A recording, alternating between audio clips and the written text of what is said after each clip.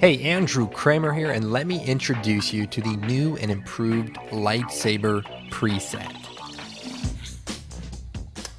I've added a few new features to enhance the realism of the lightsaber, but first, I should thank the Star Wars fans over at the Force.net for their excellent input on improving this version. I mean, if anyone knows what a lightsaber looks like, it's these guys.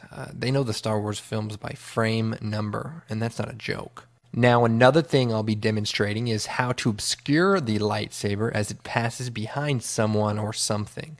So instead of having this, you'll have this. Okay, let's get started, and first I want to go over the new features of the preset. So let's take our footage, drag it into a new composition, and what I'm going to do is go down to the animation presets, Andrew Kramer, and VFX to our lightsaber version 2.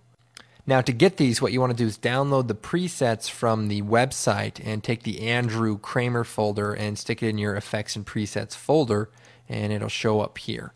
Now for the time being, this new version only works in After Effects 7, so if I can get around to updating it for 6.5, I will. But for now, what we want to do is create a new solid, and it doesn't matter, just make it comp size, choose OK, and take our lightsaber preset version 2 and drag it out into our comp.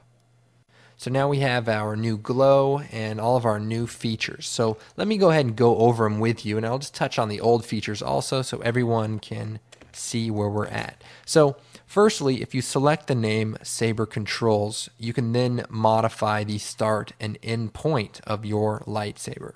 So in this case, we can put one point here, another point somewhere off here. We have the show glow, and the benefit of this is that it goes a lot faster without it. So while you're rotoscoping, it'll just make things a little smoother. Also, we have the color, so you can choose any color lightsaber you like and just change it once and it updates as you need it. We have the extend, so if we want to create the effect where the lightsaber extends, you can keyframe this amount. Thickness, pretty self-explanatory. And we have perspective. Now perspective is a new feature, and what it allows you to do is create the look of the lightsaber being pointed closer to the camera, or sometimes the lightsabers are a little bit thicker at the base and thinner at the tip. So that allows you to control that. Also, you have the glow amount and the extra glow, which calculate in a slightly different way that should be a little bit more pleasing. We have the shutter speed, which is now defaulted at 150. We will not be using this to generate the blur, so keep it at a high value for the most part. We have the light flicker defaulted at 10, and that basically gives you a little bit of a vibrating glow. And we have now a soften control to make the lightsaber soft or sharp as needed. And new to this version actually is if you reset it, all the settings go back to default. So that's kind of nice if you want to get things back to where they were.